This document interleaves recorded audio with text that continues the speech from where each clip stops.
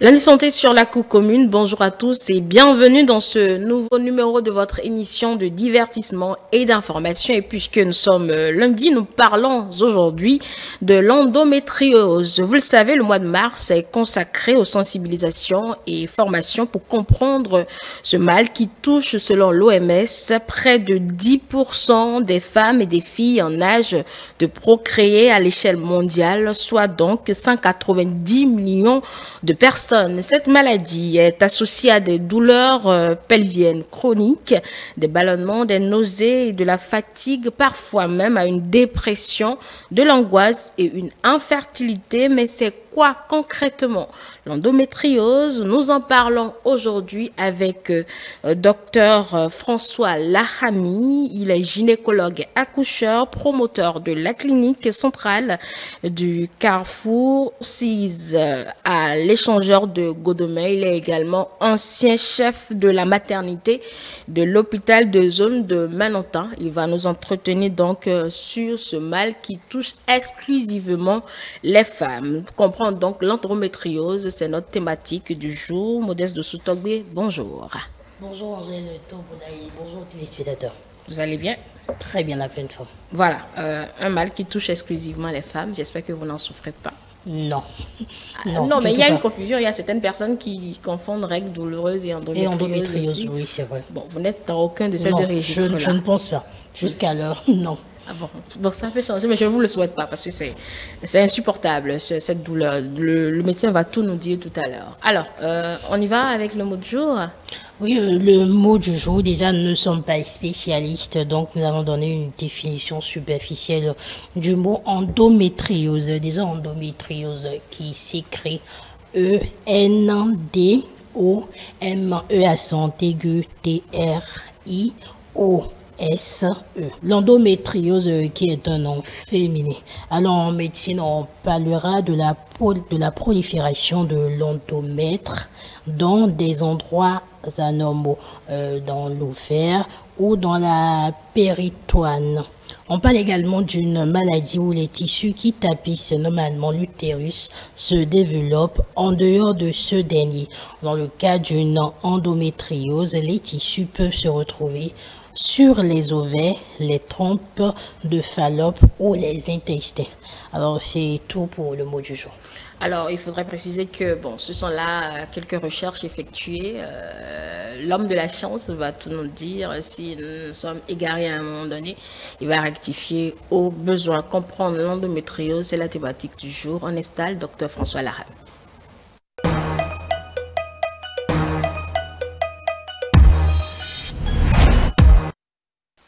Voilà, docteur François Lahami, gynécologue accoucheur, est maintenant bien installé. Bonjour à vous, docteur. Bonjour Angèle, bonjour Modeste, et bonjour mesdames et messieurs les téléspectateurs. Merci beaucoup d'avoir accepté notre invitation pour nous entretenir sur ce mal. D'abord, d'entrée de jeu, docteur, est-ce une maladie? Pour que je sois sûr de l'expression à utiliser. Bien. Je vais vous situer pour qu'on parle le bon langage. Oui. Et on va essayer aussi de rester terre à terre pour que nos téléspectateurs puissent nous suivre et comprendre. Oui. L'endométriose, c'est la maladie, c'est-à-dire c'est la cause. La maladie va s'exprimer par un certain nombre de signes dont vous avez parlé tout à l'heure dans votre introduction. Entre autres, les règles douloureuses. Mais les règles douloureuses ne sont pas une maladie. Il peut arriver qu'on ait des règles douloureuses sans qu'il y ait de maladie en dessous. Donc, l'endométriose, il faut retenir que c'est la maladie. Mais ce n'est pas un signe. C'est les règles douloureuses qui sont un signe. Voilà. D'accord. C'est l'expression de la maladie de l'endométriose qui représente les règles douloureuses. D'accord. Et si on doit définir maintenant l'endométriose, docteur, que dira-t-on? Mais j'ai l'impression que vous en savez autant que moi, puisque... Non, on a fait des recherches en tant que journaliste, on fait des recherches. Oui, vous en avez parlé dans votre introduction, mais je constate que vous en savez autant que moi. On peut retenir que l'endométriose, c'est l'essaimage. Là, c'est fort. C'est fort. Oui. Donc, c'est le transport.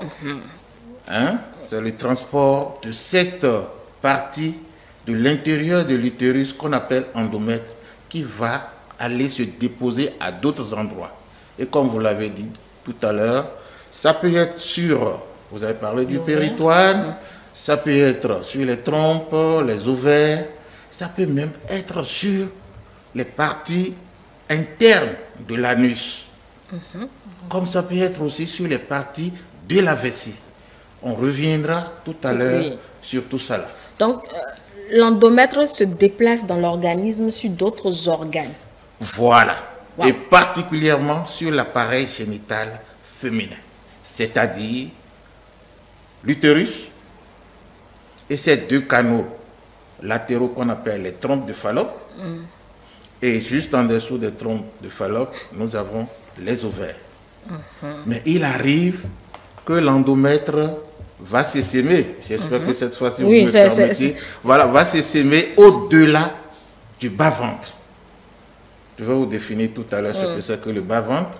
Ça peut aller au niveau du foie, sur les intestins, au niveau de la rate, etc.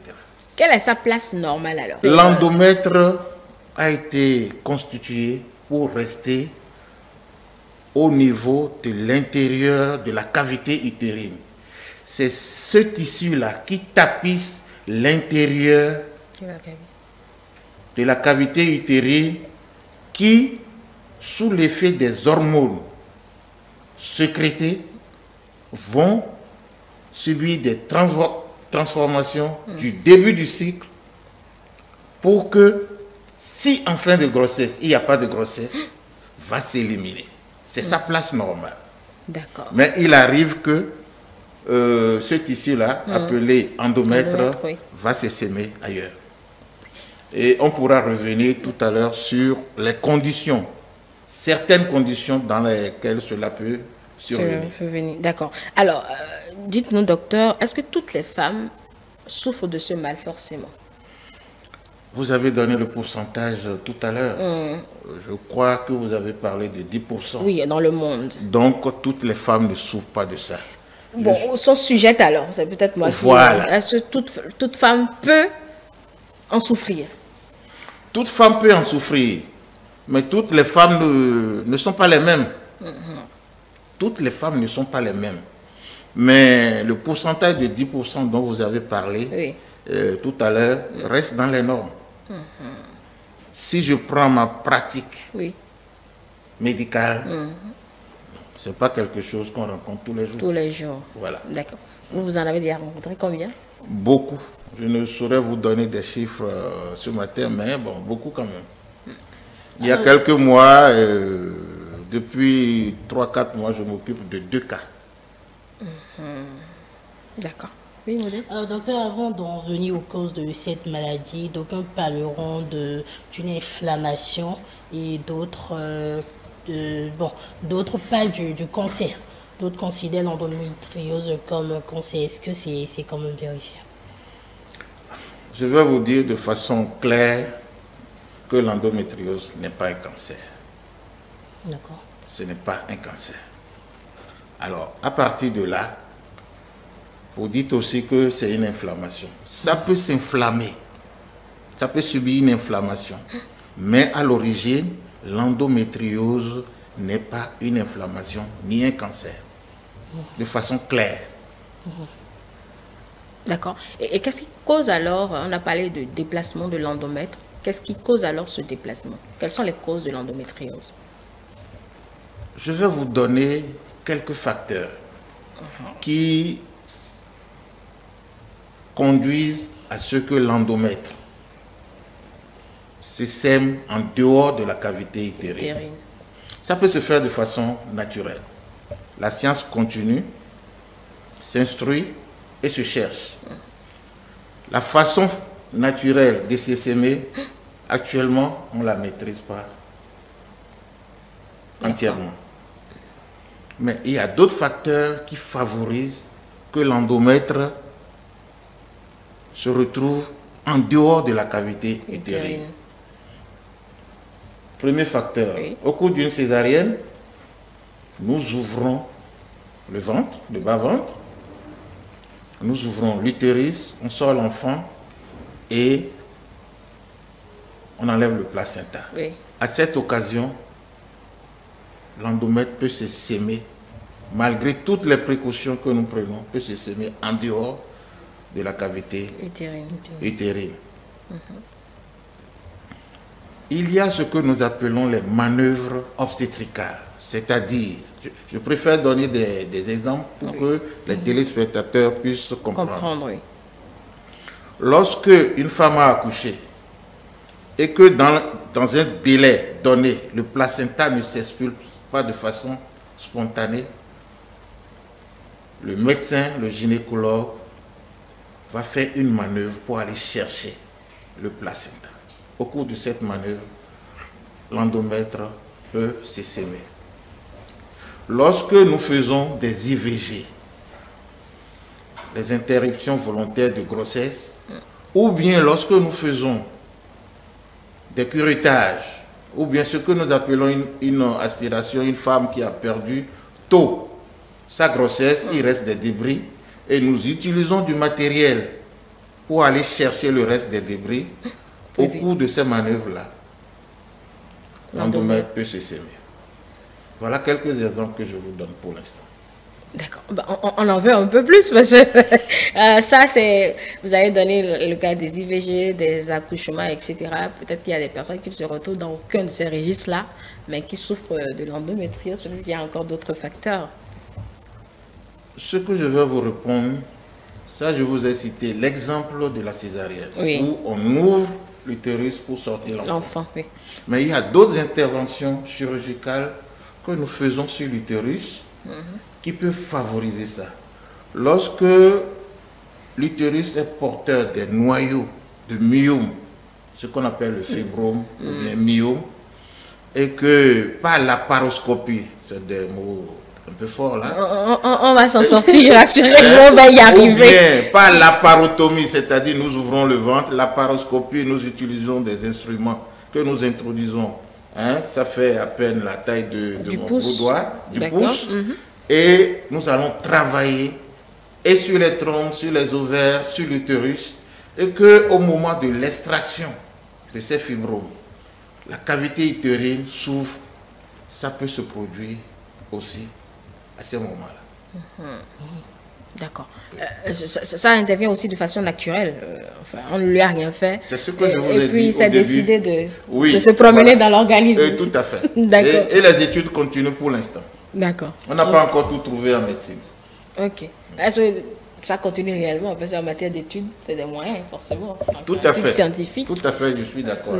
Oui, Modeste, vous avez une question. J'allais en venir à l'aspect naturel et demander si, est-ce que les activités, nos activités de tous les jours pouvaient quand même faire déplacer l'endomètre le long des appareils? Je ne crois pas. Non. Je ne crois pas du tout alors. Et je ne vois pas à l'instant où je vous parle le mécanisme par lequel cela peut se produire. En ayant des activités de tous les jours, aller faire la lessive, se baigner, faire la cuisine, non. Je dis carrément non. Et nos activités sexuelles? Un peu rades parfois? Non. C'est toujours non. Non, je ne vais pas répondre à votre place. C'est quoi la réponse alors? Là aussi, je dis non pour l'instant. D'accord. Je dis non pour l'instant. Ok, là on a une idée claire, s'il faudra diminuer l'intensité ou pas. Voilà, alors docteur, est-ce qu'il y a eu un âge? Y a-t-il un âge ou bien dès que vous démarrez ou dès que votre système de reproduction se met en place et que bon, voilà, vous êtes sujet à cette maladie, si c'est que vous êtes censé en souffrir? Non, je crois que vous avez tout dit. Lorsque l'organisme se met en place pour reproduire, tout peut se passer. Parce que cette période va de la date de la première règle jusqu'à la ménopause. La ménopause, c'est la période où vous ne voyez plus du tout et de façon définitive les règles. Oui. Donc, pendant cette période-là, tout peut arriver. D'accord. Tout peut arriver. Okay. J'ai parlé des manœuvres tout à l'heure, mais comme la jeune fille qui vient d'être puberte, je sais pas, 16 ans, 17 ans, 18 ans, Elles des fois sont tardivement à à 19 ans, 20 ans, ça existe. J'ai un cas dont je m'occupe actuellement, elle a 20 ans, elle n'a jamais eu de règles. Bon, nous sommes en train de faire les explorations qu'il faut. Là, vous donnez des médicaments, bon, ça peut être une parenthèse. Non, ce n'est pas un problème de médicaments. Je demanderai seulement que les personnes consultent. Donc, durant cette période-là, tout peut arriver. La jeune fille qui vient d'être pubère peut commencer à avoir des règles douloureuses. Puisque je vous ai rappelé tout à l'heure que les règles douloureuses est l'expression d'une cause, dont, parmi tant d'autres, l'endométriose. Et c'est en cherchant, et c'est en suivant cette jeune fille qu'on finira par évoquer ce diagnostic d'endométriose et faire les explorations qui s'imposent. D'accord. Comme la jeune dame qui est enceinte pour la première fois, ou bien la deuxième fois, la troisième fois, etc., ayant suivi des manœuvres ou non, peuvent être sujets d'endométriose. D'accord. En matière de symptômes, vous venez de dire que les règles douloureuses, en l'occurrence, en font partie. Est-ce qu'il y en a d'autres symptômes? Et naturellement, il faut reconnaître que l'endométriose est une maladie complexe. Et vous l'avez dit aussi dans votre introduction, vous avez parlé de psychose, d'agitation. Oui. C'est exactement ça. Mais essentiellement, l'endométriose commence par s'exprimer par des règles douloureuses. Donc, il n'y a pas d'endométriose sans règles douloureuses. On peut le dire comme ça? Je dirais non. Ah, d'accord. Parce que pour vous l'expliquer, je vais un peu en arrière, pour dire que l'endomètre peut se situer dans le muscle utérin. Parce que l'utérus, c'est un muscle. Oui. Mais comme ça peut se trouver en dehors. Est-ce que vous comprenez? Oui. Donc, à partir de ce moment-là, la jeune fille qui a vu ses règles, elle est puberte et dans les mois, les années qui suivent, elle commence par avoir des douleurs que vous traitez avec les médicaments de tous les jours, du paracétamol, les antispasmodiques, ça ne passe pas. Le médecin que vous êtes, vous commencez par vous poser des questions. Est-ce que ce n'est pas une endométriose? Et vous lancez l'exploration dans ce sens-là. Est-ce que vous voyez? Bien sûr. Donc voilà comment ça se passe. Ce n'est que progressivement qu'on finit par poser le diagnostic. Ce n'est pas d'emblée. Ce n'est pas d'emblée. Donc il y a les règles douloureuses. Oui. Les règles douloureuses, c'est au bas du ventre. Quand je parle du bas du ventre, c'est au-dessus de l'ombilic. Mais lorsque ces douleurs du bas-ventre vont s'étendre en avant, vers l'anus et latéralement, vous commencez par vous poser des questions. Et que vous avez cherché toutes les causes et que vous ne trouvez rien, vous pouvez penser en ce moment-là à l'endométriose. D'accord. J'espère que vous me suivez. Oui, si, bien sûr. Vous pouvez penser à l'endométriose. Donc, il y a les règles douloureuses. Oui. Les douleurs sont si intenses que la jeune fille ou bien la femme s'agite, va s'enrouler sur le sol et ça peut aller jusqu'à la dépression, comme vous l'avez dit dans votre introduction. Elle peut vomir. Il y a d'autres signes qui sont associés. Et le plus souvent, pas le plus souvent, de temps en temps, lorsque l'endométriose est située vers le rectum et l'anus, elle peut avoir des selles sanglantes sans que cela ne soit des hémorroïdes. Donc c'est tout comme si les règles sont expulsées un peu par l'anus, si je ne... À peu près comme ça.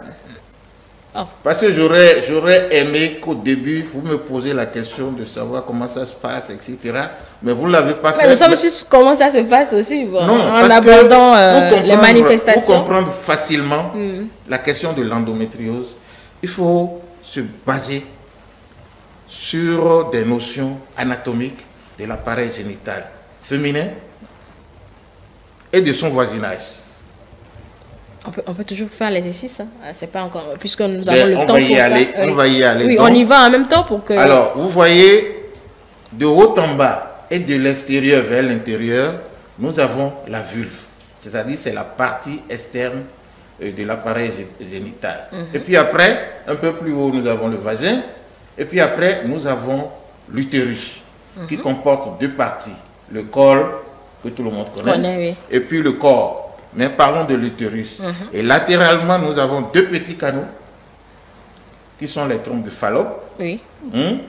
qui vont s'aboucher sur les ovaires.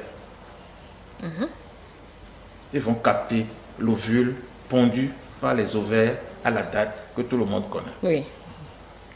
Alors, donc, c'est ça l'appareil génital.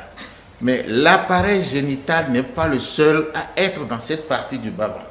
En avant, nous avons la vessie. Oui. Et en arrière, nous avons le rectum qui se termine par l'anus. L'anus, oui. Est-ce que vous voyez? Oui. Bon, un peu plus haut, nous avons les autres organes, les intestins, le gros intestin, voilà. Le foie, la rate. Oui. Lorsque vous avez compris cette anatomie, cette partie de l'anatomie, il y a une deuxième partie, c'est la physiologie. Aucune femme n'aura de règles dans sa vie si ses ovaires ne fonctionnent pas bien. Oui, ça là, c'est clair. Ça, c'est clair. Oui.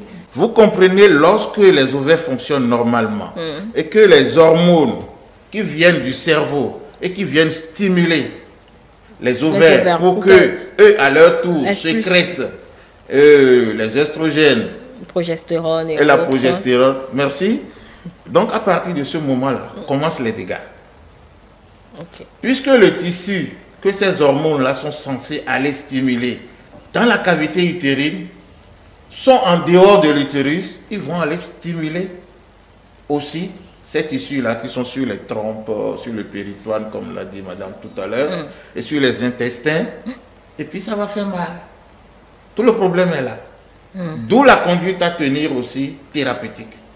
Vous allez peut-être... Oui, on va revenir sur la côte. Donc, on était sur les manifestations de l'endométriose qui nous ont permis donc de faire rapidement ce rappel anatomique, voilà, qui était quand même important. Donc, vous disiez que parfois même, la douleur est si intense qu'elle est obligée de... Enfin, l'intéressée est obligée d'expulser. L'intéressée ne supporte pas. Elle va s'agiter, elle va crier, elle va alarmer tout le monde, toute la famille. Peut-être des fois l'entourage, tout le monde est paniqué. On se demande si c'est vraiment les règles douloureuses, etc. On ne comprend pas en fait, on ne comprend pas en réalité ce qui se passe. Mais j'ai bien envie de vous demander pourquoi ça doit être si douloureux. C'est vrai qu'on a essayé d'expliquer à travers l'anatomie, oui, mais est-ce que c'est toujours la contraction des muscles ou bien à quoi peut-on comparer cette douleur? Est-ce que c'est un peu comme la contraction un peu avant l'accouchement? Comment se manifeste ou bien quelle est l'intensité de cette douleur-là pour que beaucoup ou toutes les femmes qui sont touchées parlent de douleurs invalidantes même? En dehors des notions anatomo-physiologiques que j'ai développées tout à l'heure, nous devons savoir que tous nos organes, c'est-à-dire notre corps est vascularisé. Nous sommes d'accord? Oui. Voilà des tissus qui ne sont pas à la place où ils devraient être. Là où ils sont vascularisés. C'est-à-dire vascularisés, c'est qu'ils reçoivent un peu trop le sang. Je ne dis pas trop. Ils reçoivent le sang comme tous les organes du corps. D'accord. C'est justement cette vascularisation qui transporte tout, qui va être à l'origine de la douleur. Parce que ça va se dilater.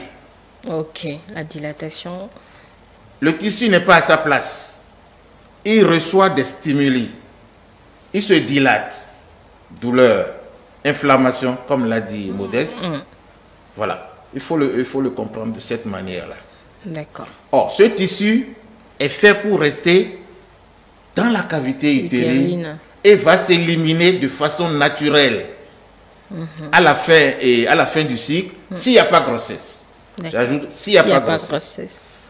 Bon, ça s'élimine en quelques jours. Oui, et puis bon. Un peu de douleur, et la femme supporte. Mais quand cette issue se retrouve ailleurs, comprenez ce que je viens de dire. Oui, j'essayais de comprendre cette douleur. À quoi est-elle comparable? Est-ce qu'on peut la comparer à une douleur que connaissent toutes les femmes, l'accouchement, les contractions, je sais pas moi. C'est vous le médecin. La femme qui se met par terre, qui crie, moi je dis ça dépasse les douleurs. L'entendement. Oui, de l'enfantement. Ah d'accord, ça dépasse. Ah, oui, ça dépasse. On entend dire qu'il n'y a plus rien de plus, il y a rien de plus douloureux que la douleur de l'enfantement. C'est faux. Donc, il y a bien de plus douloureux. Non, je vous dis que c'est faux. Je suis médecin et je sais de quoi je parle. Bon, là, vous donnez raison aux hommes qui disent que si à y voir clair, même l'accouchement ne fait pas mal. Si l'accouchement faisait vraiment mal, c'est moi qui le dis, hein, la femme ne viendra pas accoucher la deuxième fois. Non, d'accord. Ça, c'est une digression. Oui, d'accord, mais non, ça fait mal. Non, ça fait mal. Mais le bonheur qu'on retire, c'est qu'on oublie la douleur. Exactement. Mais si on oublie, c'est que ça ne fait pas mal. Est-ce que vous comprenez? Oui, mais toutes les femmes ne seraient pas d'accord avec vous. Mais bon, mais c'est leur droit.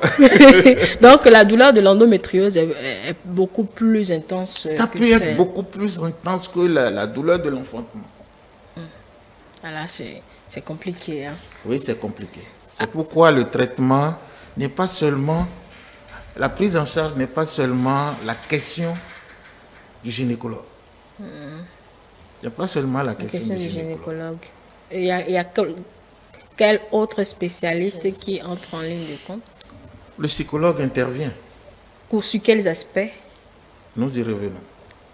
Il y a le psychologue intervient, la personne en question, la patiente elle-même, le gynécologue, etc., etc. Et il y a d'autres spécialistes. Si par exemple, le chirurgien intervient aussi.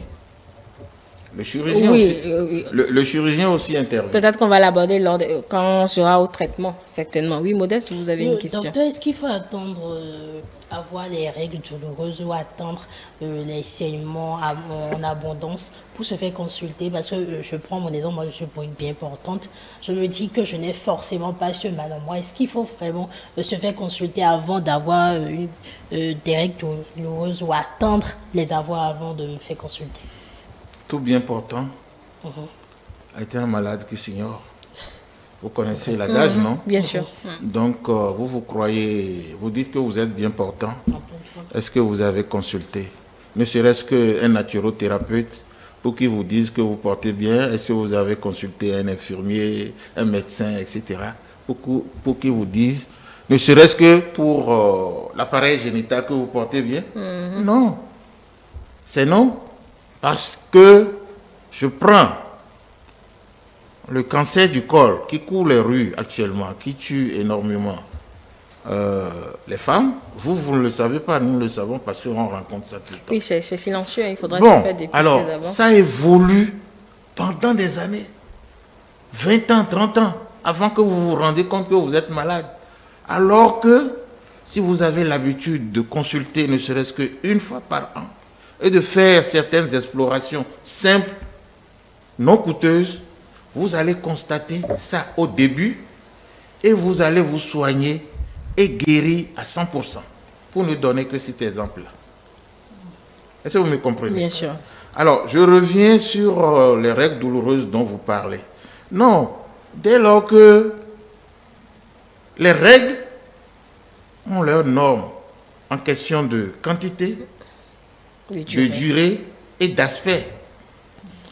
Si vous vous connaissez et que vos règles commencent par changer d'aspect, ça faisait avant 4 jours et maintenant c'est 2 semaines, vous devez vous poser la question. Il faut que j'aille me faire voir. Il faut que je consulte. C'est important. Donc, n'attendez pas que cela s'aggrave avant d'aller consulter un médecin. Vous savez, en Afrique, nous allons à l'hôpital pour les cas graves. Voilà, ailleurs, les gens font de la prévention. C'est la prévention qui est la bonne médecine. C'est la prévention. Nous ne sommes pas encore à ce stade-là. Il y a certaines personnes aussi qui font quand même donc, de la prévention en Afrique et c'est les moyens, docteur. C'est souvent, généralement, nous plaçons ça, je préfère le dire comme ça, nous plaçons ça sous le coup des moyens. Parce que nous avons peut-être c'est évident que c'est les moyens. Les moyens limités, sinon, écoutez, on a tous envie de faire un bilan de santé. Bien sûr. Voilà, donc. Ne serait-ce qu'une fois par an. Toi, tu vas te mettre devant le médecin, il va te faire une facture exorbitante de 200 000. Ah, c'est pas alors ce que, que tu as une urgence là qui t'attend. Donc, c'est vrai que la santé avant tout, on fait les calculs, finalement, c'est la santé après tout. Bon, on va quand même faire la culture de la prévention pour pouvoir évoluer. Docteur, toujours de nos recherches, nous avons lu que l'endométriose se présente sous plusieurs formes. Oui. Quelles sont-elles? Bon, lorsque vous parlez de forme, je ne sais pas exactement de quoi vous parlez, mais bon, j'essaie de comprendre. C'est-à-dire où ça peut se situer. Et je vous l'ai déjà dit dans mon discours tout à l'heure. Lorsque l'endométriose est au niveau du bas-ventre et s'installe sur l'utérus, sur les ovaires, les trompes, ça, c'est ce que nous rencontrons le plus souvent. Mais quand ça commence à intéresser les organes du voisinage, en avant la vessie, en arrière le rectum et l'anus, entraînant une certaine symptomatologie, c'est-à-dire des signes, des selles qui voilà, des selles sanglantes, on se retrouve dans du sang, oui. Ça devient sérieux. Mais ça peut aller au-delà. Ça peut s'installer sur les intestins, un peu plus haut, le gros intestin, les petits intestins, et même aller atteindre le foie, la rate. Lui, là, il n'a pas de limite. Non, il commence à m'inquiéter. Nous constatons au cours de nos explorations de temps en temps que c'est ce qui existe. Et notre rôle... Jusqu'à sur le foie, là, c'est condamner la personne. C'est ce que nous constatons de temps en temps. C'est pas souvent. Donc, si j'ai bien compris votre question, oui. Il y a l'endométriose qui se situe au niveau pelvien, c'est-à-dire au bas-ventre, et ce qui est au-delà du bas-ventre. D'accord. Ok. Il est héréditaire? La question de l'hérédité, je ne saurais vous répondre de façon claire. Mais là aussi, lorsque nous recevons une patiente, parce qu'il s'agit de l'appareil génital féminin quand même, on l'interroge. Oui. Par exemple, les règles douloureuses peuvent être héréditaires. Je dis peuvent, ce n'est pas obligatoire. Lorsque vous avez votre maman qui a eu souvent des règles douloureuses, il est possible que vous aussi, vous en ayez. Mais ce n'est pas obligatoire. D'accord. Mais je vous ai dit que les règles douloureuses constituent l'expression de l'endométriose. Oui. Donc, à partir de ce moment, l'endométriose, pour mes connaissances de l'instant, pour moi, n'est pas héréditaire. Il n'est pas héréditaire. D'accord. Docteur, parlons toujours des symptômes de l'endométriose. On entend souvent que la personne atteinte a un ventre ballonné, un ventre assez gros comme celui qui souffre du cirrhose de foie, et aussi qu'il y a une odeur vaginale. Est-ce que c'est bien le cas? Non, moi je crois que c'est deux choses différentes. Le ventre ballonné, on peut retrouver ça dans l'endométriose. Oui, quand vous dites que l'endomètre va s'agripper au foie, peut-être, dans ce cas-là. On peut retrouver. Mais ce n'est pas pour autant pour dire que quand il y a ballonnement, c'est que c'est systématiquement... Voilà. Si votre mari, votre conjoint s'occupe bien de vous, vous pouvez avoir... Lorsque vous mangez assez. Parce qu'il ne faut pas confondre un abdomen adipeux, c'est-à-dire trop de graisse, et un ventre ballonné. C'est deux choses différentes. Donc, il n'y a pas de relation entre un abdomen adipeux avec l'endométriose. Un ballonnement peut apparaître dans la symptomatologie, c'est-à-dire dans les signes de l'endométriose. Est-ce que vous voulez savoir, c'est bien ça? Voilà. L'odeur vaginale? L'odeur vaginale, là aussi, Nous appelons ça la malodeur vaginale, qui est une maladie.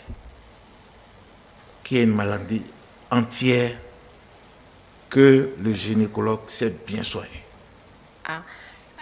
Docteur, je veux bien comprendre. Sinon, normalement, chez une femme, il n'y a pas de malodeur. Une femme qui se porte bien, il n'y a pas de malodeur.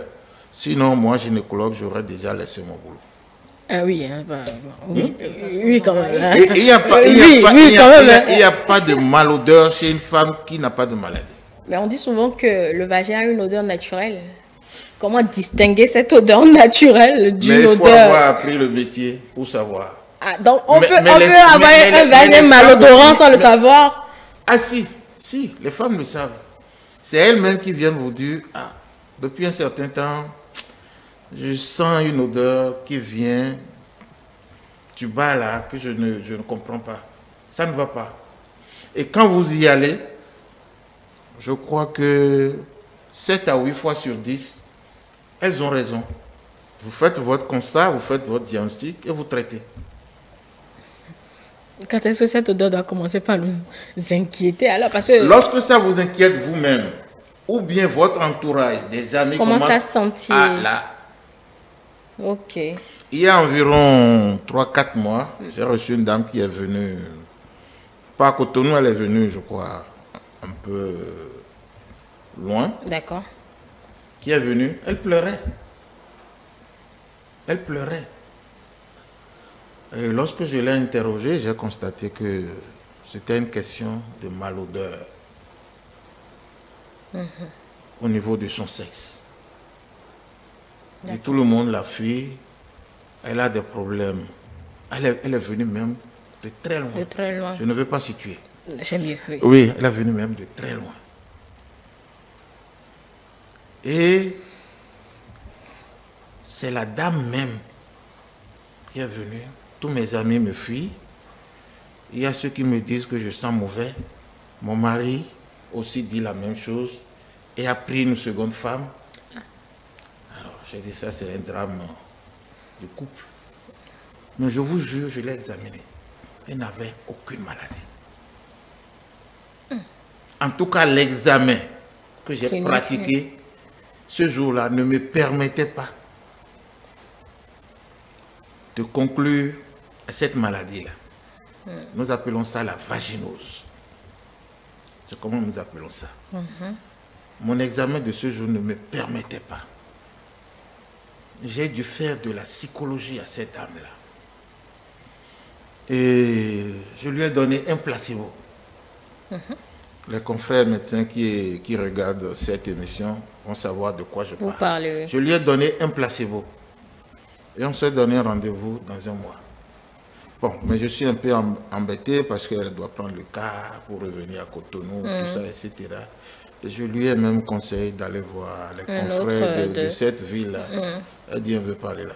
Elle va revenir. Elle va revenir. Voilà. Elle n'est pas encore revenue. Donc vous êtes dans l'attente de son retour. Je suis toujours dans l'attente, mais je ne sais pas, expérience que, bon, quand ça va, les gens ne viennent pas.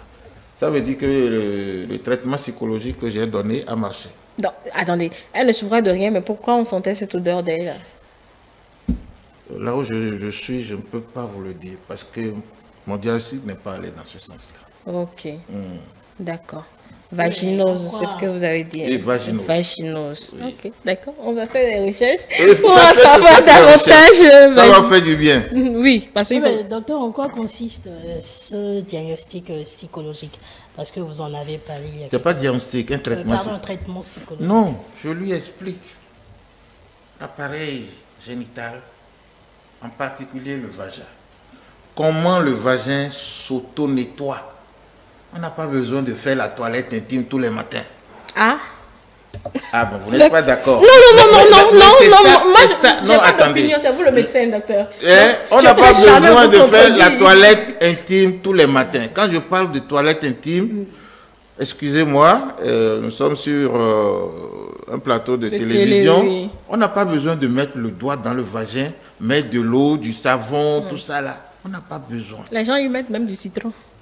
Bon, moi je ne sais pas. Je sais pas. Ce que je sais, nos us aux coutumes sont tels que nos femmes sont obligées de faire la toilette matin, peut-être midi et soir. Mais c'est pas bon. Ça ne fait pas du bien pour le vagin. On va pas aller plus loin que ça. Dernière question, ça ne va pas sentir finalement si on ne le fait pas matin, midi, soir. Non, ce qui est important de faire, c'est de faire la toilette externe au niveau de la vulve. Parce que c'est la vulve. Je peux exagérer en disant, tant que ça ne tient qu'au niveau de la vulve, vous pouvez faire autant que vous voulez. Mais n'allez pas perturber l'écosystème vaginal que nous connaissons. D'accord. Lorsque vous perturbez l'écosystème vaginal, bonjour les dégâts, vous allez faire les infections à répétition tout le temps. C'est ça. Mais ce discours-là, croyez-moi, ça fait des dizaines d'années que je tiens ça. Les femmes... Aux femmes, elles ne m'écoutent pas.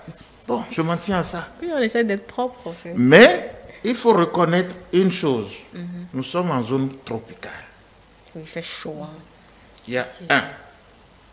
Deuxièmement, nous avons changé. Je dis, vous les femmes, vous avez changé d'habitude vestimentaire. Et ça fait que nous, on ferme les yeux sur certaines choses. La personne est sortie le matin,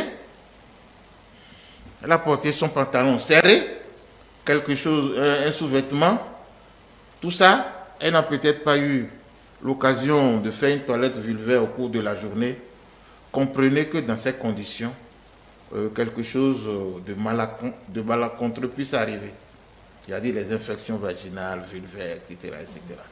Donc nous sommes en zone tropicale qui fait que moi, avec mon expérience, je ferme les yeux sur les habitudes des femmes. D'accord. Tant que ça ne sent pas mauvais. Ça, c'est moi. Tant que ça ne sent pas mauvais, c'est bon. Tant que ça ne sent pas mauvais, c'est bon. Alors, nous allons continuer avec l'endométriose. Ça, c'était peut-être une petite digression pour toujours expliquer le fonctionnement de l'appareil génital féminin, puisque nous sommes là-dessus. Alors, en matière de diagnostic de l'endométriose, docteur, comment vous vous y prenez? En la matière, je vais vous parler d'aujourd'hui et d'avant. Aujourd'hui, le diagnostic se fait par l'imagerie par résonance médicale. Médicale, qu'on appelle IRM. IRM. C'est l'exploration paraclinique, c'est-à-dire à côté de nous les médecins, qui permet de faire un bon diagnostic. D'accord. Mais vous savez, vous êtes d'accord avec moi que ça coûte cher. Oui. Mais anciennement, ce qui se faisait, le diagnostic se faisait par une méthode qu'on appelle la cœlioscopie. La cœlioscopie, j'en ai parlé tout à l'heure. Il s'agit d'un tuyau qui fait à peine mon pouce, sous anesthésie générale. D'accord. On introduit le tuyau qui est muni d'une caméra. Ok. Et on voit tout le ventre. On voit le foie, la rate, les intestins, on voit l'utérus. Parce que c'est à l'utérus et ses annexes que nous nous intéressons d'abord. On regarde tout ça là. Et s'il y a une endométriose, ça se voit. Ça se voit. Alors, dès que vous avez votre diagnostic, vous pouvez traiter en même temps. Donc, avant, c'était la cœlioscopie. Jusqu'aujourd'hui, on continue de faire voilà, la cœlioscopie diagnostique. Comme on peut faire de la cœlioscopie thérapeutique. C'est-à-dire, je fais mon diagnostic et je traite en même temps. D'accord. Voilà. Ça, c'est le diagnostic. Et quand il est fait, est-ce que les patientes l'acceptent facilement et s'en accommodent? Mais avant de continuer, il ne faudrait pas que j'oublie l'échographie. Ah d'accord, l'échographie aussi nous aide. Quand vous avez un très bon appareil, un appareil d'une certaine puissance, vous pouvez faire le diagnostic de l'endométriose à l'échographie. Voilà. Sinon, les deux grands moyens dont je vous ai parlé, aujourd'hui, c'est l'IRM. L'IRM, oui. Avant et maintenant encore, c'est la cœlioscopie diagnostique et thérapeutique. D'accord.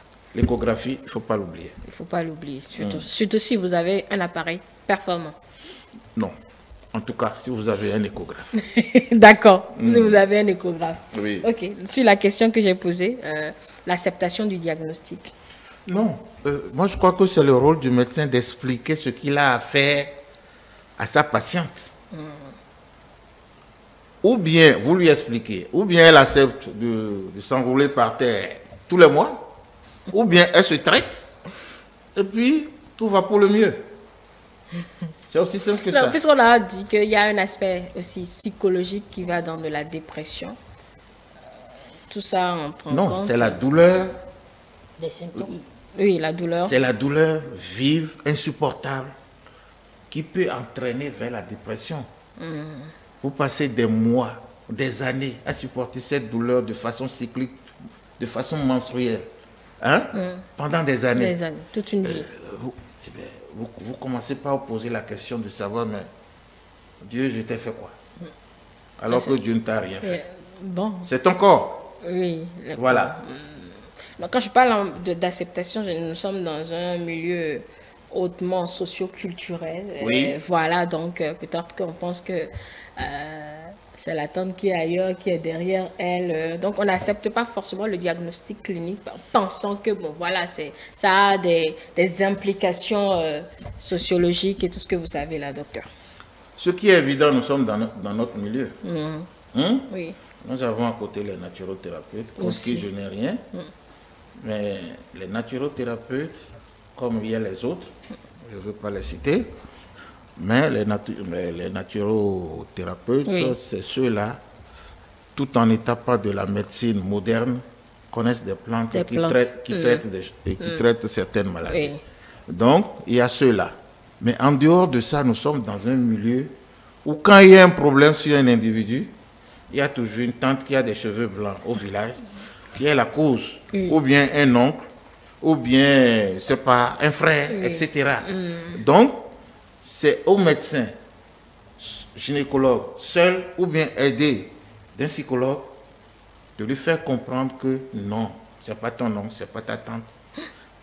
Fais ceci, on va voir quel résultat ça va donner. D'accord. Oui, Modeste, vous avez une question.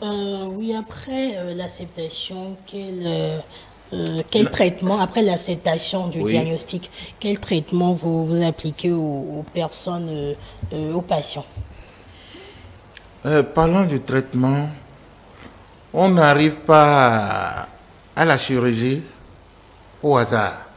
C'est lorsqu'on a tout tenté, sans résultat, sur des mois et peut-être des années, qu'on pense à ce diagnostic d'endométriose et qu'on fait le diagnostic à la cœlioscopie ou bien une imagerie par résonance magnétique, IRM, qu'on décide d'aller traiter. Sinon, au départ, vous avez vu la patiente la première fois. Vous commencez par lui donner les médicaments simples, le paracétamol. Si ça marche, on s'en tient à ça. Ça ne marche pas, on monte d'un cran. Il y a ce qu'on appelle les antispasmodiques, que vous connaissez mieux que moi. Non, pas mieux que vous. Si ça marche à ce niveau-là, on s'en tient à cela. Sinon, on va d'un cran progressivement. Il y a les anti-inflammatoires non stéroïdiens, que nous appelons AINS. Nous allons jusque-là, en sachant que tous ces médicaments-là ont leurs effets secondaires qu'il faut gérer aussi. Je pense particulièrement aux anti-inflammatoires non stéroïdiens qui peuvent entraîner des problèmes gastriques lorsque on les prend de façon continue, tous les mois, sans précaution. Ça peut vous entraîner des effets secondaires et vous amener peut-être à une gastrite ou bien à un ulcère. Lorsque vous avez fait tout ça là pendant des semaines, des mois, et qu'il n'y a pas de résultat, et que dans votre diagnostic, la douleur n'a pas comme siège le bas-ventre, n'a pas seulement comme siège le bas-ventre, c'est en ce moment que vous commencez à penser à autre chose. Ou bien l'échographie va vous donner quelques signes qui va vous pousser à aller plus loin en demandant une IRM ou bien En expliquant la dame, vous avez besoin d'une célioscopie diagnostique. Et qu'au besoin, si le diagnostic est fait, on va traiter. Le traitement chirurgical consiste à enlever ces taches de l'endomètre et semer à des parties où il ne devrait pas être. Voilà. Enlever, c'est-à-dire... Quand je dis... Non, c'est pourquoi je n'ai pas voulu utiliser des termes techniques. Oui, quand vous dites c'est-à-dire, non, je vais utiliser le mot brûler. On brûle ça, on brûle. Vous brûlez à l'intérieur? Ben, bien sûr. Comment, avec quoi? Avec un brûleur? Eh bien, bien sûr. Comment vous faites? Vous y prenez comment? Comment vous arrivez à brûler ce qui est dedans? C'est notre métier. Oui, je sais, mais... retenez, brûler ou bien retenez, enlever. On les enlève un à un. Voilà. D'accord. Je vais revenir sur enlever là tout à l'heure. Oui, Modeste, vous avez une autre question. Oui, parlons toujours du traitement. On aurait appris que le traitement se fait le plus souvent avec les hormones, les oestrogènes, la progestérone par exemple. J'ai parlé seulement du paracétamol, des antispasmodiques, des AINS et du traitement chirurgical. Il reste ce dont vous avez parlé. Il y a le traitement hormonal qui est basé sur des connaissances que nous maîtrisons. Nous, médecins gynécologues, nous maîtrisons. Cela est basé sur le fait. C'est pourquoi la physiologie était indispensable tout à l'heure. Au niveau du cerveau, il y a une partie qu'on appelle l'hypophyse, divisée en deux, une partie antérieure et une partie postérieure. La partie antérieure va produire deux hormones qu'on appelle la LH et la FSH. La FSH vient induire la maturation, le bon fonctionnement des ovaires. Les ovaires fonctionnent bien et eux, à leur tour, vont sécréter d'autres hormones, les oestrogènes et la progestérone, durant le cycle. Et puis ça reprend de façon cyclique. Donc le traitement hormonal est basé sur ce schéma. En donnant des traitements hormonaux, le cerveau reçoit le message comme quoi tout va bien ici. Lui ne va plus sécréter des hormones pour venir stimuler les ovaires. Donc le système est bloqué pour que des hormones qui stimulent les taches d'endomètre situées ailleurs se tassent. C'est comme si on les brûlait, mais médicalement avec des médicaments. D'accord. Je ne sais pas si je me suis fait comprendre. Donc il y a les traitements hormonaux, il y a des pilules qu'on utilise de façon cyclique, de façon continue ou discontinue. Il y a de la progestérone. Moi, de mon côté, c'est essentiellement la progestérone. Parce que, entre parenthèses, les hormones, je ne les aime pas trop. Oui, parce que ça peut encore tout dérégler. Je ne les aime pas trop. Donc, je me contente de la progestérone. Et le plus souvent, ça me donne de bons résultats. De bons résultats, d'accord. Et ça, je le fais de façon continue. Hein? La jeune fille que je prends en charge depuis 4 mois, à partir du 3e mois, je l'ai mise sous progestérone et depuis elle a disparu. Ça veut dire qu'elle se portait bien. Elle se porte bien. Avant, elle était dans mon bureau tout le temps. Elle n'arrive pas à aller au boulot. On va aborder ce tout à l'heure. Problème. Donc, il y a les oestrogènes, la progestérone, il y a les dispositifs intra-utérins. Comme le stérilet. Cette petite tige qu'on insère dans l'utérus pour la contraception. Il y en a qui portent des hormones. On peut utiliser ça. On peut utiliser ça. Et ça donne aussi de très bons résultats. Docteur, oui. Je ne veux pas vous faire perdre vos idées, mais peut-être une question pour mieux comprendre. Quel est le rôle de ces hormones-là pour diminuer la douleur, faire C'est disparaître. pourquoi je suis allé en arrière pour vous faire la physiologie Oui. de l'axe, de ce qu'on appelle l'axe hypothalamo. Hypophysaire, Non, Si je hypothalamo-ovarien. ovarien. Oui, et c'est là que vous avez dit que ça produit la LH et la FSH. Oui, tout à fait. Oui, je suis Ça, c'est d'accord. au niveau du cerveau. Oui, ça c'est au niveau du cerveau. Ça passe dans le sang, ça vient agir sur les ovaires au début du cycle pour préparer les follicules que nous appelons follicules de Digraph à l'ovulation. L'ovulation qui se passera pour des gens qui ont des cycles réguliers de 28 jours, qui se passera à peu près 36 heures avant la fin du 14e jour. Est-ce que vous voyez? Oui. J'ai répondu à votre question? Je n'ai pas encore perçu la réponse en réalité. Non, je dis, Oui. lorsque nous donnons en avalant, Oui. ou bien par le Oui, dispositif peu importe intra-utérin, Oui.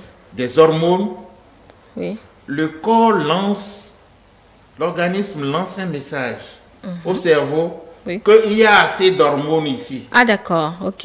Il y a assez d'hormones en bas ici. N'envoie plus. Non, rajoute pas, Et d'accord. ça bloque. Et il n'y a plus des impacts négatifs sur l'endométriose. Ah d'accord. Je ne Ok. sais pas si je me fais Si, là Voilà. c'est assez clair. Bon, certainement que vous avez perdu malheureusement les... Non. Je voudrais ajouter Oui. dans la thérapeutique, c'est-à-dire le traitement, ce qu'on fait dans toutes les spécialités, qui est de plus en plus une règle. J'ai parlé de la psychologie, Oui. du psychologue tout à l'heure. Le psychologue a son rôle à Ah, jouer, oui. à parler à cette patiente pour qu'elle accepte sa maladie et apprenne à la gérer. À la gérer, oui. À Parce que vivre ce n'est avec. pas toujours évident. Avec la maman, la tante, Oui, tout ça là. d'où ma Donc, question sur l'acceptation tout à l'heure, oui. Voilà. Et il y a cela. Mais il y a aussi, la littérature parle de l'activité physique. Et dans ça, les gens conseillent le yoga. Or, vous savez, le yoga, c'est une discipline sportive qui est à la limite de la spiritualité et du physique, qui apprend l'individu à accepter son mal. Il y a le yoga. Donc la liste est longue.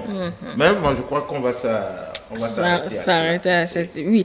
Est-ce que le diagnostic concrètement est effectif chez nous, sous monsieur? Quand on entend en France, ce pays européen développé, ça a pris autant de temps pour lui faire son diagnostic. Ici, est-ce que c'est aussi aisé? Le diagnostic est aisé pour les praticiens. Ok. Mais ne croyez pas que c'est à la première consultation que le gynécologue va penser à une endométriose. D'accord. Ils peuvent considérer votre situation comme une situation normale, des règles douloureuses. Ils traitent sa règle douloureuse, ils vous donnent des conseils et puis ils suivent. Elle a même dit que, les médecins lui ont dit que c'était dans sa tête, qu'elle n'avait rien. Oui, ça peut aller là. Donc ça peut, je vous l'ai dit au départ, ça peut mettre des mois, parfois des années. Mais en tenant compte d'autres paramètres, est-ce que la femme vient régulièrement à ses rendez-vous pour s'informer, pour recevoir l'aval de continuer le traitement qu'il a, etc., etc.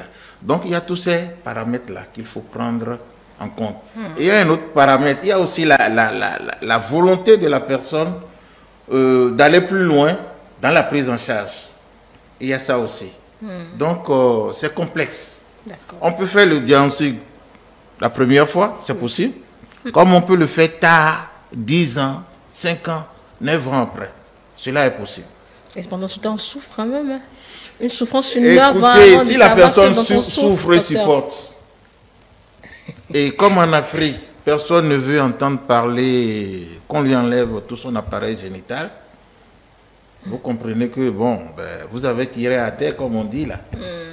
Vous avez beau lui expliquer sa situation, elle ne veut pas entendre parler qu'on enlève son utérus à cause de cette maladie. C'est quand cette patiente aura le dos au mur qu'elle finira par accepter. Ça rend stérile forcément quand on enlève tout ce qu'il y a. Non, on ne fait pas ça, on ne fait pas l'hystérectomie à n'importe qui. on analyse la situation. Si c'est quelqu'un qui a déjà fait 1, 2 ou bien 3 enfants dont il a besoin, c'est beaucoup plus facile. Mais si c'est quelqu'un qui n'a pas encore d'enfants et qui désire en avoir de façon naturelle, bon, la question est un peu plus compliquée. Mais si c'est quelqu'un, il y a aussi le paramètre du coût de l'intervention. Vous avez entendu cette dame, elle a dit qu'elle est partie jusqu'en Espagne. Peut-être que c'est plus cher, ou bien c'est la confiance. Il y a tous ces paramètres-là qu'il faut prendre en compte. Donc, on peut souffrir de l'endométriose et avoir des enfants. C'est possible. Mais, je sais que c'est la question qui vient. Puisque qu'elle vous a posé. L'endométriose est une cause d'infertilité. Pas de stérilité, c'est pareil. Nous, on amadoue un peu ces termes-là pour mettre les femmes et les couples à l'aise. D'accord. La stérilité, c'est lorsque il est prouvé cliniquement et par les examens paracliniques que de façon naturelle, vous ne pouvez pas être enceinte. D'accord. Ça, c'est la stérilité. L'infertilité, c'est une situation dans laquelle on peut vous donner encore un coup de pouce. C'est-à-dire, vous êtes un couple, vous avez vécu pendant au moins 2 ans, rien ne vient. Vous venez consulter. Vous êtes dans une situation d'infertilité. C'est différent. Vous ne pouvez pas dire que ce couple-là est stérile. Non, pas du tout. Est-ce que vous comprenez? Oui, je comprends. Donc, c'est l'infertilité. Donc, l'endométriose est une cause d'infertilité. Donc, lorsque vous avez fait ce diagnostic et que de façon naturelle, rien ne vient, 2 ans, 3 ans, 4 ans, il faut savoir qu'il faut aller traiter cette endométriose. Pourquoi? Parce que l'endométriose qui s'est installée sur les trompes vont rendre les trompes rigides. Or, les trompes sont faites pour être des organes flexibles. Très malléables aussi. Voilà, flexibles pour pouvoir, surtout l'extrémité qu'on appelle le pavillon. Oui, qui est voilà. en dents de scie façon. Voilà, pour aller capter l'ovule qui a été pondu. L'ovule va continuer son chemin à travers les trompes pour aller rencontrer le spermatozoïde ou les spermatozoïdes. Voilà. Donc, voilà ce que je peux donner comme réponse. Donc, on peut bien avoir... enfin, c'était ça la question des enfants quand on souffre d'endométriose. C'est possible. Mais si après un certain temps, 2 ans, 3 ans, 4 ans, et que vous n'avez que ça, il faut aller traiter ça. Ça va faciliter la vie à ce couple-là. Parce qu'il peut y avoir d'autres causes. La femme peut avoir des problèmes. Il faut commencer par là. L'homme aussi peut avoir des problèmes. Ou bien les deux à la fois ont des problèmes. Vous n'allez pas vous accrocher uniquement à ça. Vous faites un traitement groupé. Et ça a un coût. Est-ce que vous comprenez? Bien sûr. Voilà. Alors, les crises, on l'a dit, elles interviennent souvent au cours des règles. C'est une maladie invalidante, on l'a dit. La crise s'extériorise exclusivement sur la durée du cycle, c'est cela? Ou la durée des règles? Enfin, je ne sais pas si vous comprenez ma question. Bien sûr. Les douleurs, lorsque l'endométriose s'exprime par des douleurs, le plus souvent par des règles douloureuses, les douleurs peuvent commencer un peu avant les règles, coïncide avec les règles, et peut même aller après quelques jours après les règles, avant de cesser. Dans un mois, c'est parti pour 2 semaines de douleur? Bon, si les règles durent 4-5 jours, ça ne fait pas 2 semaines. Avant. Bon, disons une semaine. Une semaine et... Bon. Une semaine de douleur. Ceux qui ont une semaine et si c'est des douleurs qui sont calmées par le paracétamol ou bien les antispasmodiques, etc., ou bien les associations du paracétamol avec d'autres molécules, bon, on est tranquille. Est-ce que vous comprenez? Bien sûr. Bon. Maintenant, lorsque cette douleur sont associées à autre chose, là aussi, il faut aller voir de ce côté-là. D'accord. Même après la fin des règles, si c'est des endométrioses installées sur les intestins, à la fin des règles, vous allez continuer à avoir mal. Vous allez, si vous n'avez pas de traitement, vous allez continuer à avoir mal. D'accord. Donc, cela veut dire que si on fait l'hystérectomie, c'est ce que vous avez dit, non, ovarectomie, enfin, l'hystérectomie, c'est on enlève, si on enlève tout, l'utérus et tout, le corps, si ça, et puis avec ses annexes, tout ça. Voilà, si c'est que l'endométriose est allée s'agripper un peu plus haut et non vers le bas, ça veut dire que ça ne règle pas le problème. Ça ne règle pas le problème définitif. Ah non, ça ne règle pas. C'est pourquoi il faut faire un bon diagnostic. On va t'enlever ton appareil, mais tu vas Mais continuer à disons souffrir. que cette possibilité est infirme. beaucoup. Voilà. D'accord.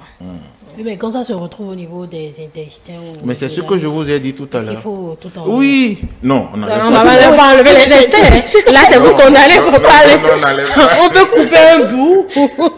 Je ne suis pas médecin, mais je sais que la chirurgie permet de couper un bout. Aujourd'hui, la chirurgie est très avancée, mais pour la pratique, pour ce que j'ai vu, jusqu'à maintenant, je n'ai pas encore vu des cas où on a enlevé On peut pas enlever tout. une partie de l'intestin ou bien des intestins pour cette raison-là.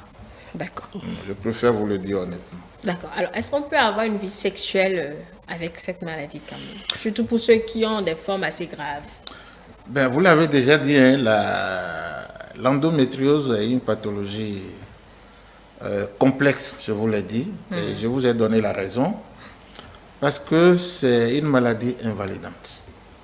Je vais donner quelques exemples. Oui. La jeune fille va avoir des problèmes scolaires, parce que dans une douleur vive, et malgré les médicaments, elle ne peut pas suivre des cours. Donc, sa vie scolaire ou bien estudiantine va être marquée par des absences, l'absentéisme. Ou bien c'est une jeune dame fonctionnaire. C'est la même chose. Elle sera absente tout le temps, tout le temps. Tant qu'elle est dans un secteur donné où le patron ferme les yeux sur tout, je ne veux pas préciser de secteur, ça passe. Mais dans le privé, ne me demandez pas d'avoir un personnel qui tout le temps est absent. Personne n'aime ça. Alors que j'ai besoin d'elle pour faire un travail, ça pose des problèmes professionnels. Dans le couple, maintenant, lorsque l'endométriose est responsable de douleurs au cours du rapport, ne demandez pas à la femme de supporter cette douleur tout le temps. Ça va créer des problèmes de couple. Dans le couple, les deux peuvent s'expliquer, mais vous savez que les hommes ne sont pas souvent patients. On peut être patient une fois, deux fois, trois fois. Mais qu'est-ce qui se passe? Qu'est-ce qui se passe? Donc, c'est une maladie invalidante qui entraîne des problèmes de couple, des problèmes professionnels, des problèmes scolaires. C'est pourquoi la psychologie, le psychologue a un rôle important à jouer. C'est pourquoi le traitement est important dès que le diagnostic est fait. Oui, si le mal me rend invalide, m'empêche de vaquer à mes occupations, le psychologue, il va y faire quoi, docteur? Bon, c'est pas que je banalise le rôle du psychologue, je veux juste comprendre. C'est un fait. Enfin, j'arrive à rien faire quand ce mal me prend. Donc, le psychologue va me dire d'accepter ou bien d'aller au travail. Je vais comprendre son rôle dans cette douleur que je vis et qu'il ne peut pas régler. Non, le rôle du psychologue est ailleurs. D'accord. Le rôle du psychologue est ailleurs, mais bon. Je ne vais pas vous dire de continuer à travailler, aller à l'école, aller à l'université alors que vous avez très mal, vous ne pouvez même pas vous tenir sur une chaise. Je ne vais pas vous demander ça. D'accord. Comment vivre alors avec son endométriose, docteur? Là, je vais faire de la répétition. Se connaître. Elle est pédagogique. Se Et connaître. avoir une vie sexuelle normale, je complète la question. D'abord, se connaître. Si c'est une endométriose qui n'entraîne que quelques douleurs, parce que peut-être ce n'est pas étendu, bon, il faut se contenter des petits médicaments qu'on vous prescrit tant que ces médicaments la calment la douleur. Nous sommes d'accord? Oui. Je vous ai parlé aussi tout à l'heure de se connaître. Deuxièmement, l'activité physique, le yoga. Oui. J'ai oublié quelque chose tout à l'heure, notre alimentation. D'accord. Il faut que nous revoyions notre alimentation. Si par exemple au cours de ma vie, je constate que tel aliment déclenche cette douleur que je connais très bien, il faut que je fasse attention à ça. À le manger. Je ne prends plus cet aliment. Nous devons avoir une hygiène De vie. alimentaire telle que elle soit compatible avec la pathologie que nous traînons. C'est très important. Troisièmement, si tout cela ne marche pas, ben c'est ce dont on a parlé, il faut consulter, le diagnostic est fait, on vous met sous traitement, on vous traite si c'est la chirurgie qui est nécessaire, etc.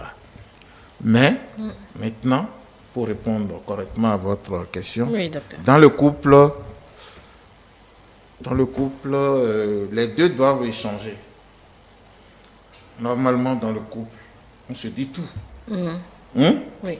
Si la femme dit qu'au cours du rapport sexuel, Elle elle a a mal. mal, elle a mal. Il faut aller chercher à savoir pourquoi elle a mal. On peut faire semblant d'avoir mal. Bon, Voilà. on se connaît, c'est vrai, des fois on fait des bêtises, mais bon, il y Voilà, a des douleurs donc qui c'est ne la se solution au stimulent problème. pas. Hein, c'est pas de la magie. C'est pas de la magie. Elle risque de perdre son homme aussi, parce que vous l'avez dit, vous les hommes, vous n'êtes pas toujours patient, hein, docteur. Bon, on n'est pas toujours patient, mais on est patient quand même. À quel degré? Vous savez de quoi je parle. Je ne vais pas aller plus loin. Donc, on retient que c'est avec beaucoup de patience qu'on pourra accompagner la malade dans Bien sa sûr. maladie qu'elle n'a pas choisi. Je ne veux pas dire que c'est un défaut de fabrication parce que nous sommes des hommes, nous ne sommes pas des Ah machines. oui, ça peut être un défaut. Je n'ai pas voulu rentrer dans ces détails-là. Et ça peut être un défaut de fabrication, hein, de l'appareil. Ça existe. Je n'ai pas voulu rentrer dans ces détails-là. Voilà, donc accompagnant le rôle de l'entourage, peut-être on n'en a pas parlé. Est-ce qu'il y a un rôle particulier? Si c'est de comprendre la personne et ne pas tout de suite la toiser ou l'indexer quand il ne faut pas. Vous voulez que je fasse un point? C'est les cas que je gère depuis environ 4 mois. Non, ces deux jeunes filles-là sont accompagnées tout le temps par le papa. Tout le temps par le papa. Elles sont Ça des veut dire- adolescentes? Hein? Ce sont des adolescentes? Oui, oui, 21 ans, elles sont à l'université. Enfin, elles sont déjà majeures. Non, elles sont majeures. Bon. C'est quelle majorité? Début d'adulte. Vous parlez de quelle majorité là? Elles sont toujours accompagnées par le papa, tout ça, qui sont inquiets, les papas sont angoissés, tout ça, plus que les filles. Mais la réalité est là que elles reviennent parce que ça ne va pas. Donc, il y a la famille, c'est-à-dire papa et maman, il y a les frères, il y a les sœurs, et l'entourage, les cousins, cousines qui ont une certaine expérience en la matière. Et voilà quoi. Et pourquoi pas aller à l'école, interroger le professeur de SVT pour expliquer un peu. Si le médecin dit déjà, le professeur de SVT, lui, fait encore quoi devant le médecin? Ah non, mais ils maîtrisent l'hormonologie aussi, ils maîtrisent l'appareil génital. Donc, le professeur et peut-être un autre professeur de mathématiques, hein, etc. Et qui peut, oui, pourquoi pas. Les professeurs de mathématiques, c'est des gens qui, en général, ont fait la série C. Ils maîtrisent tout, hein. Suivez mon regard. Alors, nous sommes en train de finir. Modeste, je ne sais pas si vous avez une autre question avant qu'on ne passe aux autres rubriques. Docteur, nous avons tout dit. Comprendre l'endométriose, nous avons tout dit. Je peux vous poser la question. Est-ce que nous avons tout dit? Il y a des aspects Je crois qu'on a fait... on en a parlé assez. Voilà. Ça, là, ça doit édifier et éclairer les téléspectateurs qui ont suivi cette émission. Voilà. Pour le reste, il faut qu'ils consultent s'ils n'ont pas d'autres solutions. Voilà. Et il faut consulter à temps. Il faut consulter à temps. Et il ne faut pas se fatiguer d'aller tous les mois à l'hôpital, dans une clinique, pour recevoir les consignes du médecin, du gynécologue. Voilà, c'est très important. Ce n'est pas les gens qui viennent faire une consultation, vous faites un diagnostic, qui a une suite. Et ils disparaissent. Ils disparaissent. Quand ça se passe comme ça, bon, qu'est-ce que vous voulez Ils vont revenir si la maladie survient. Rassurez-vous. De toute façon, on ne peut jamais s'éloigner du médecin quand on a mal. Donc, du coup, accepter notre manière de faire, souvent, c'est l'argent qui nous fait défaut. Ouais. Non, je le sais. On va pas tout... Je le sais. On va se soigner. Merci beaucoup, docteur. Mais vous ne partez pas. Nous allons souffler je sais que vous êtes très occupé. Un petit peu, nous allons souffler et revenir pour notre surprise du jour. Non, mais rassurez-vous, il n'y a aucune chance que vous ne réussissez pas à cette surprise-là parce que j'ai des questions qui ont même trait à votre domaine. Je pense que je vais changer les questions. À tout de suite.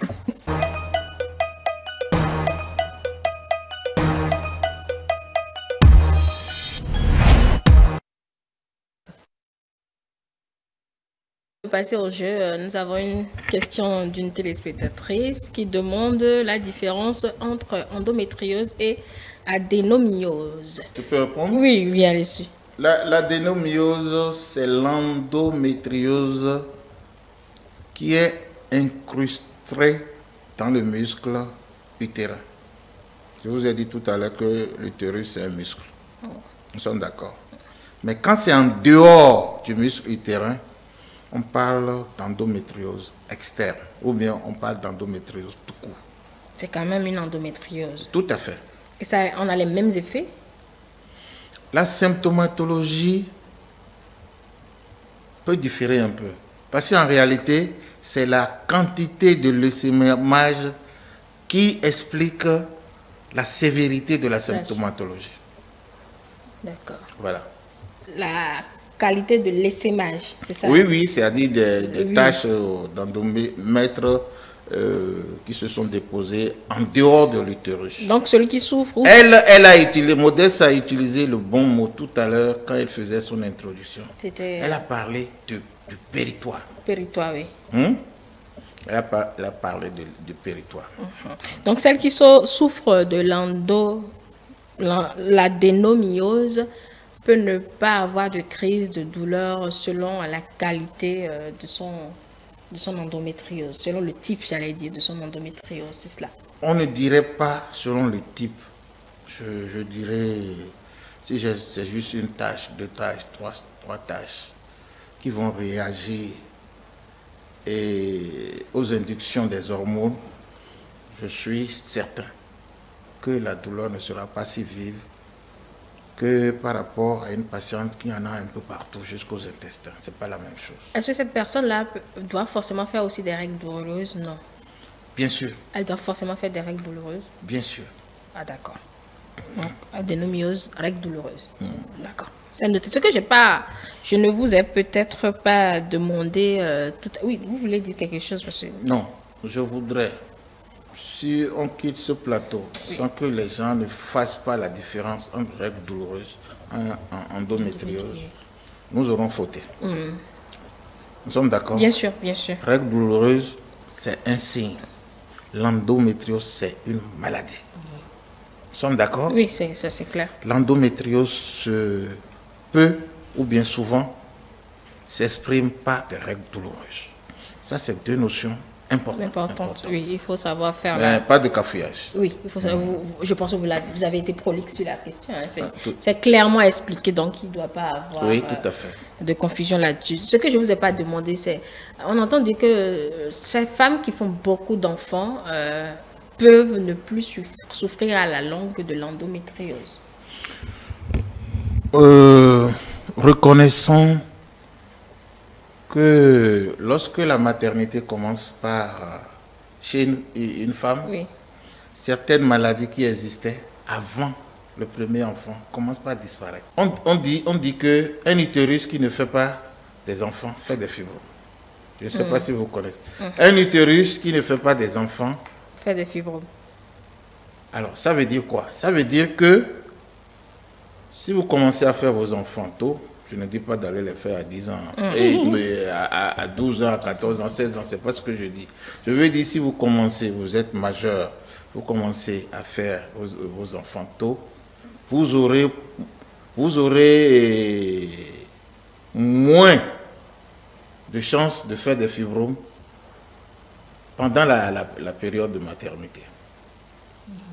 Mais lorsque vous aurez fini de faire vos enfants, vous arrêtez, vous pouvez développer. Mais là aussi, il y a d'autres paramètres qui vont intervenir. Oui. Pour revenir à votre la question, oui. Qui était que... Beaucoup d'enfants, plus d'endométriose. Beaucoup d'enfants... Plus d'endométriose. Oui, la survenue de grossesse, malgré l'endométriose, qui certainement n'est pas très étendue, si vous faites successivement vos enfants, je ne dis pas d'aller faire successivement tous les 2 mois, tous les 3 mois. C'est pas possible. Cela n'est même pas possible. La grossesse a une durée. Donc, c'est pas ce que je dis. Je veux dire seulement, pendant la période de la grossesse, il y a des hormones qui sont sécrétées. Par la mère et au niveau du placenta, qui peuvent agir positivement sur l'endomètre et va disparaître, les douleurs vont disparaître pendant la grossesse. La grossesse. Oui. D'accord. Et il est dit également, enfin, on a lu, j'allais dire, également que moins vous en faites, plus l'endométriose peut s'étendre. En fait, je suis totalement d'accord. Je suis totalement d'accord, surtout que pendant la période où vous faites des enfants, si vous avez été l'objet de manœuvres endo-utérines, oui. Ces incidents-là peuvent survenir. D'accord. Nous parlons exactement le même langage, mais de différentes manières. La vôtre plus scientifique et la mienne plus littéraire. D'accord, docteur, c'est noté. Bon, je pense que c'était les questions restées en suspens. Vous avez répondu à ces questions-là. On passe au jeu.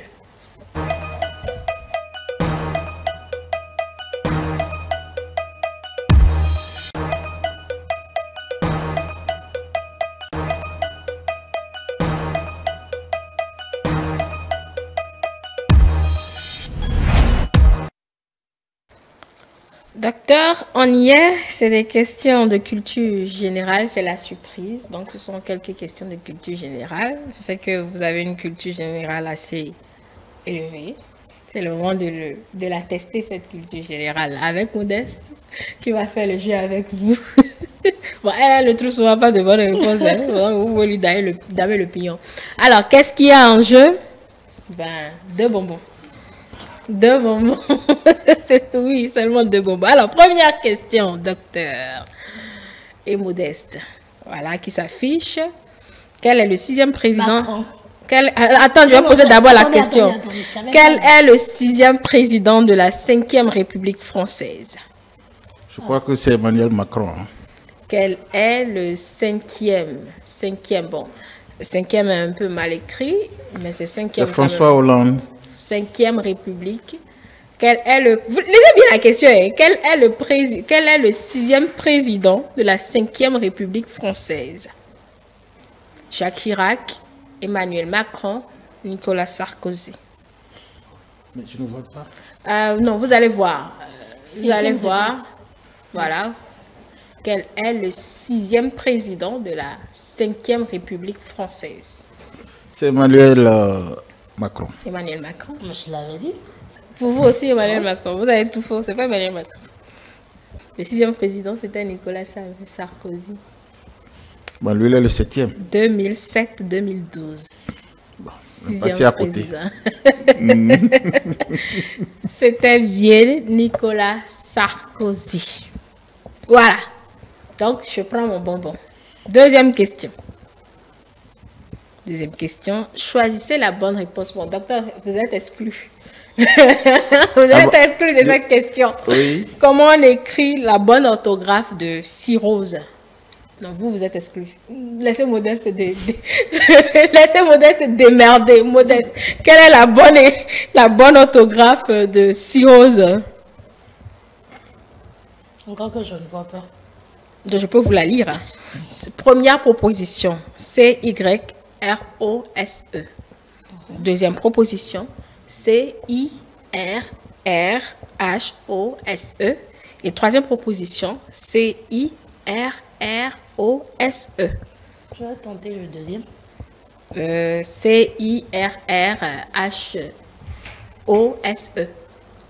C'est ça? Mhm. D'accord. Vous ne le lisez pas aussi? Moi, je ne lis pas bien. On va l'agrandir pour que vous puissiez... On peut agrandir? Là, tout de suite, je ne pense pas. Moi, c'est au milieu. Si c'est CI2R. Oui, C-I-D-2-R-H-O-S-E. C'est la bonne. Voilà, donc Modeste est bien. C'est la bonne. Vous avez fait le délit d'état à marcher ou bien vous avez triché. Alors, on y va pour la 13e question. Quel illustre écrivain a dit « Mieux vaut mourir incompris que passer sa vie à s'expliquer ». Mieux vaut mourir incompris que de passer sa vie à s'expliquer. Proposition de réponse. Françoise Sagan, Victor Hugo ou William Shakespeare? William, je crois. Vous, William Shakespeare, docteur? Je crois. William Shakespeare. 4e question maintenant. Pourquoi pleure-t-on, docteur, vous êtes exclu d'abord, spontanément lorsque nous épluchons un oignon? Pourquoi pleure-t-on lorsque nous épluchons un oignon? Modeste? C'est à cause du gaz. Lisez les propositions de réponse, je vous prie. Alors, la faute à des composés.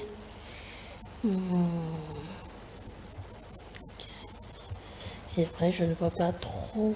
La faute à des composés soufrés qui produisent un gaz irritant, la faute à l'émission de spores comparables à ceux des champignons ou la faute à des micro-organismes de défense contenus dans l'oignon. Modeste. Danana. Je vais donner ça à l'angosha. Vous appelez le docteur à la rescousse. Vous ne connaissez pas. Avec toutes ces propositions-là, non, vous devez trouver. C'est à cause du gaz. Non. Les propositions, elles sont claires. Choisissez une proposition. Est-ce que c'est la première proposition, la deuxième proposition, la troisième? Ne parlez pas de gaz. Il n'y a pas que gaz dans les propositions. Oui, mais quel gaz? Je ne sais pas. Mais lisez les propositions de réponse, Modeste, et je vous prie de répondre pour qu'on passe à autre chose. Le premier, je tente. La première réponse. D'accord, docteur? Non. Vous m'avez exclu. Bon, donc... Non, c'est bon. Vous êtes réintroduit. Vous êtes réintroduit. Donc, je vous pose la question alors. Oui. C'est bon. La question dit ceci. Pourquoi pleure-t-on spontanément lorsque nous épluchons un oignon? Première réponse. La faute à des composés soufrés qui produisent un gaz. Et c'est la bonne réponse. Ah! Il y a des composés soufrés dedans. Et nous mangeons ça. Oui. Allez. Dernière question. La toute dernière. Contrairement à l'imaginaire collectif, laquelle de ces propositions est un fruit? Est un fruit. Le haricot vert, la pomme de terre ou la carotte?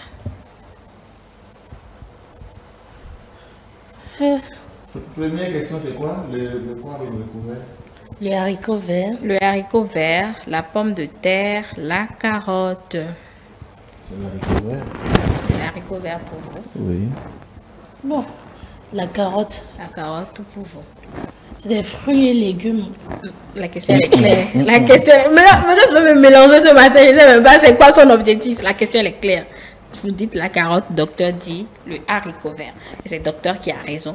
Le haricot vert est bien un fruit. Les autres contrairement sont des tubercules. à l'imaginaire collectif. C'est un fruit. C'est un fruit, c'est pas un légume. C'est C'est une légumineuse. Ok. C'est une légumineuse. Voilà. Donc c'est ça.